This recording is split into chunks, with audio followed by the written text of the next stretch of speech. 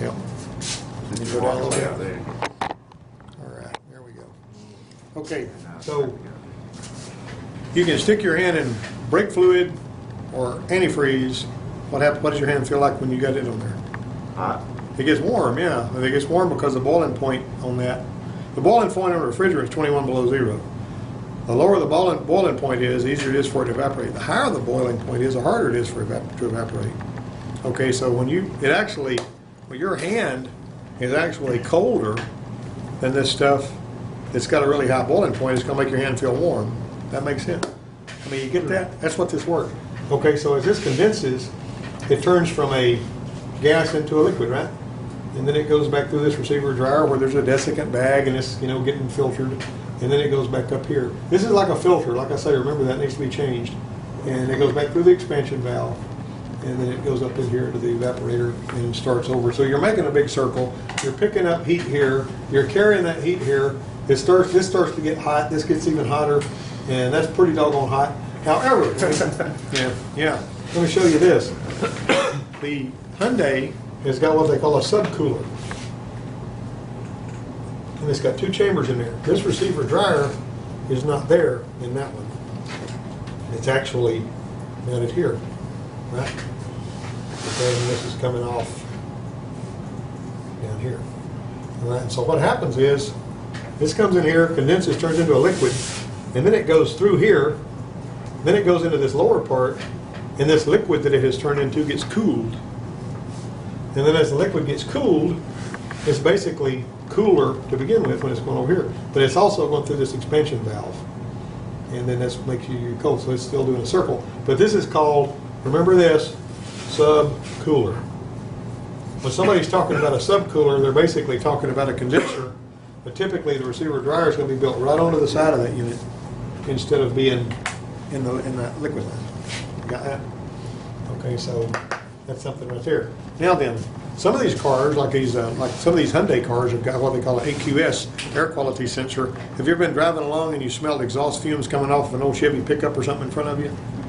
All right, well, that air quality sensor, it picks up on that, and what it does is it turns your air conditioning to max air to shut that smell out. I will tell you what it cannot smell is a dead cow. If you're behind a rendering truck, you're going to have to do it manually because it doesn't know it's smelling a dead cow unless there's a lot of methane coming out of the dead cow. Just wanted to share with you that the ambulance truck's out there for inspection at your convenience. I'll do it. And there's two of those little jugs you like with the lids on your bench. Thank you. All right. Now then, let's jump into our test, guys. Let's make this happen quick. We need to go to lunch in about 40 minutes. All right. All right, now then, let me grab, hold on, let me grab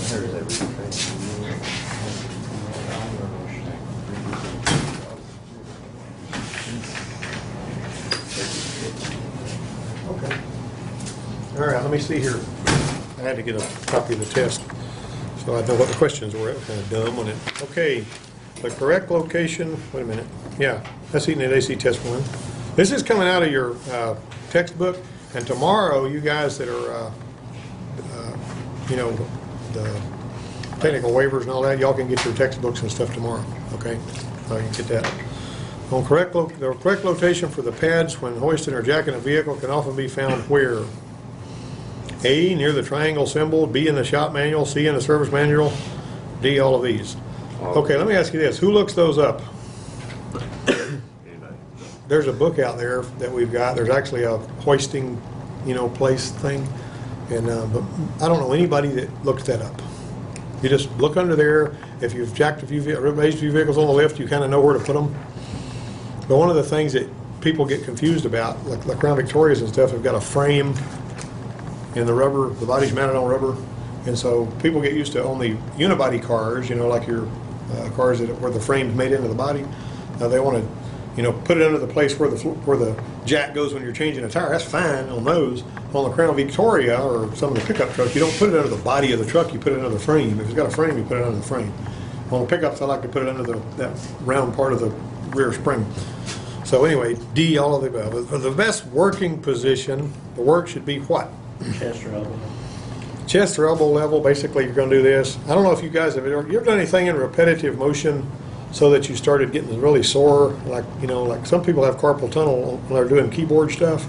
I knew a guy that worked at the parts department at the Ford place, and he was standing here at the keyboard all the time, punching in and looking at parts, and he started having really rough pain in his arm right here. It was nasty stuff.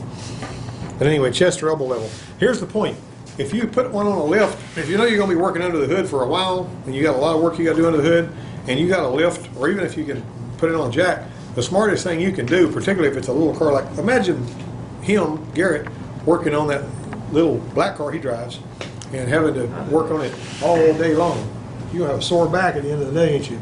So if you can put it up on about this high on your lift, where you can just stand here flat-footed and work on it, you're better off. You're not going to, that's an ergonomic thing. High-strength bolt is identified by what?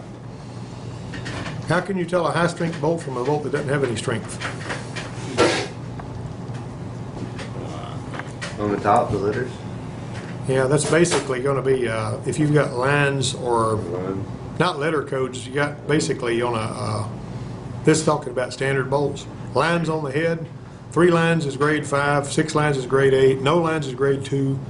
Metric bolts have got numbers. The higher the number, the stronger the bolt. See, I don't like the way that's worded. Because in my opinion, a high strength bolt would be a, grade 8. But lines can be anywhere from 2 to 8. And I don't Yeah, that's a consider poorly 2 worded question. I high strength bolt. don't disagree with that.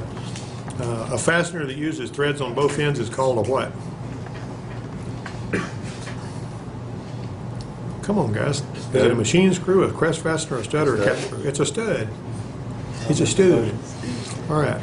When working with hand tools, what you supposed to do? A or B? Pull. Well, I will say that Depends. the tool guy always, what they want you to say there is A, always pull the wrench. But whoever made that rule has never worked on very much, because sometimes you ain't got no way on earth you can pull that wrench. You just gonna have to push it. That's just the way it is. You know? Sometimes you just gotta push it. I mean, but I even had the tool guy one time tell me, you're always supposed to pull a wrench, not push it. Well, you know, I had about 20 years in the field already when he told me that. I said, I can take you where you can't push nothing, and where you can't pull anything. I mean, if the thing has got to be turned that way, and what are you gonna do? Get on top of the truck? I don't know. I'm gonna push it if I need to. But the problem is, I will tell you this: I was pushing a wrench with my leg one time, trying to break it was a big wrench. I mean, this wrench was this long. When I was pushing it, I was up under a forklift, reaching up behind the counterweight to break a big hydraulic line loose. And that hydraulic line was real tight. I pushed on it with my hand to start with. I couldn't move it, so I was using my leg. So I went to push that thing with my leg, and it broke loose all at once. And my leg snapped out straight, and I hyperextended that knee. Boy, that hurt for a month. Golly, I didn't expect it to go that fast and that loose, Now, when it broke loose, it broke loose. But anyway, what I'm saying is just try not to injure yourself. How many of you have ever been pushing on a wrench, and when it gave way, you barked your knuckle? Oh, yeah. That's what they're talking about. You know what I'm saying? You can hurt And I'll tell you yourself- something else hurt too. yourself pulling it, you still When run. you're in this business, after you've barked your knuckle a time or two, it don't bother you a bit. You just peel the hide off and keep going. It's not a big deal. Some people, they ain't used to that. You'll see their hands shaking and they feel like they're getting pale and all that stuff. But you can't be a wuss if you're going to do this kind of work. It's all okay. All right. The proper term for channel locks is what? Multi-groove adjustable pliers. That sounds right. Multi-groove adjustable pliers. Although I don't know anybody that calls them those. Hey, you ever heard me say, look in the toolbox and get me a pair of multi-groove adjustable pliers? That's too many words, man. Throw me some channel locks over here. Some people call those water pump pliers.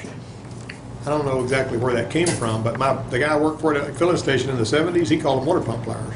And I never heard anybody but him call them that, but anyway, I mean, there may be other people, but the proper term for vice grips is, Pliers. yeah, that's locking pliers. Two technicians are discussing torque wrenches. Technician A says the torque wrench is capable of tightening a fastener with more torque than a conventional breaker bar or ratchet. Technician B says the torque wrench should be calibrated regularly for the most accurate results. Who's right about that? Obviously B. Which type of, don't ever use a torque wrench for a breaker bar just to break something. It's really a sort of a delicate tool. You're not supposed to go crazy with it like that. Which type of screwdriver should be used if there's a limited space above the head of the fastener? Of course, nobody's ever run into that in here, have they? Stubby. Yeah, an offset screwdriver.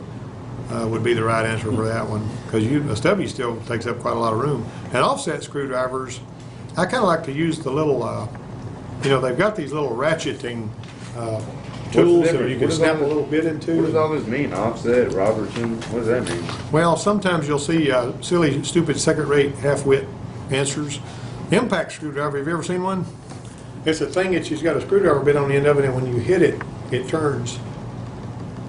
I mean, it's really for breaking loose really tight screws. When you whack it, it actually is spring-loaded so that it turns. Almost nobody's got one of those, but they work really good. I didn't even know that they. Have you ever been trying to take a brake rotor off of a car and you got them stupid big screws in there and you can't break them loose because they're just, those are really handy for that. If you whack it sucker good and hard, it actually turns when you hit it. And What's a Robertson screwdriver? I have no earthly idea what a Samuel is. I've never heard of that before. On some of my tests that I would write, I used to put stupid answers like heated hydrocarbon vent, which meant nothing, but it confused people, So basically, you're just going to go on that. Which type of hammer is plastic coated, has a metal casing inside, and is filled with small lead balls? Dead blow hammer. That's right. Exactly right. Good answer there. Number 11. Turn pages. Turn your page. Technician A says the number of threads per inch on a metric bolt is called pitch. Technician B says metric bolt threads are designated by the distance between threads measured in millimeters. Which technician is correct about that? Wait a minute. Number of threads per inch on a metric bolt? Come on now. All right, now you're going to go, that's going to be a V there. Yeah, you pay attention to the inch there. Which character of the vehicle identification VIN number indicates the country of origin? I was assuming it was D for number 11. Yeah, number 11 was B. It was, Wait, B? All right, now, on a metric bolt, let me erase this. Everybody's already copied it by now. On a metric bolt, you got your little thread, threads are here. You're going to measure from there to there in millimeters, and that's what your metric bolt is. So it'll be like 1.25, 1.50, something like that, because it's like 1.25 millimeters, Now on a standard bolt, it's how many times you have to turn it to make it go an inch. See what I'm saying? That's how you do on those. All right, so just remember that. Now Daniel can help people that lose whenever they're trying to buy bolts, right? All right, now then, let me see here. Which character of the vehicle identification number indicates the country of origin? The first one. And you'll see that when you see those things broke down. One is USA.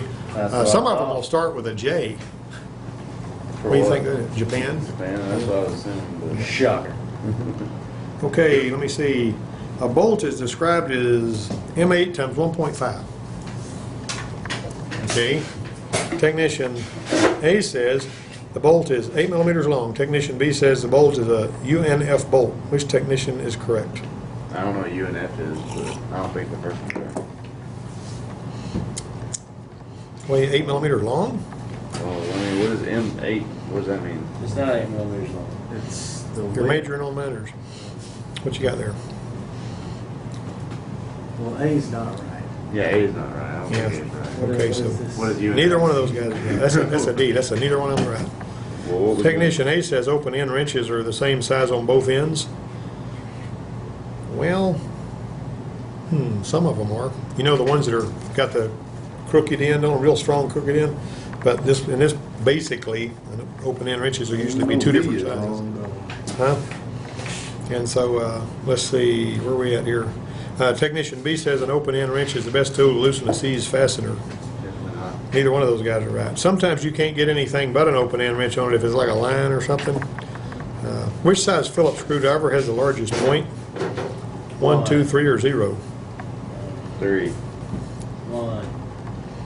Wait, yeah, probably 1. B. Or 3 again. That's number 3. Technician A says a 6-point socket is more likely than a 12-point socket to round off fasteners. That's wrong. Technician B says a 12-point socket is more likely than a 6-point socket to round off a fastener head. That's B. Both of those guys couldn't be right because they're saying opposite things. See how dumb some of these questions are? Technician A says safety glasses are only necessary when working with power tools. And Technician B says to remove jewelry when performing automotive service. You notice I took my ring off this morning because of that. All right. So, what do you think? B. A 17, that's basically a boy, B. B, I say boy instead of B because it makes you confused. Technician A uses safety stands when removing large components from a hoisted vehicle. What do you think about that? That's very good. Technician B said always lowers the vehicle on the mechanical locks after lifting the vehicle to the proper working height. Now, why is that a good idea, guys? Because it can come off and not be online. Not really. If you're on the locks, now the locks are going to keep it from coming down on you. But if you got the hydraulics holding the weight of that vehicle, it ain't good for the hydraulics. You know what I mean? You just really ought to lower them onto the locks. That little set of things that roll around up under the front end lift that you raise the thing up with, people weren't lowering those on the locks for a long time here. They would just let the hydraulics hold them, and it destroyed that ram. And it wasn't really all that old. It started leaking real bad, getting where it wouldn't work. And so whenever he came over here, the guy to fix it, and he took it apart, the side of it was chewed out in there. Well, how are you supposed to, what if you need it to be at a certain height? And it's the You lock lower it doesn't on the go to it? locks. It's not, Well, gonna- it's not, if its tires are off the ground, who cares? what if you lower it down to the lock and the tires are back on the ground? You gotta go up until they're not, and then lower it down on Well, the what lock. if it won't lower on the lock then? Well, you're gonna have to put Jackson studs under it. Do something. But anyway, it costs $550 to fix that dadgum thing because of that. Yeah, because that Toyota, I don't think the people that use the drive on lift, I don't think they lower it. They don't. They're not gonna do that. Second-rate amateurs. I mean, I don't ever use that lift. All right, so the technician A says, Class A fires consist of burning liquid. Technician B What says, was 18? Whoa. sorry about that. Well, actually, I didn't give you the answer to it, did I? That was C, Right, yeah, we do that. both of them.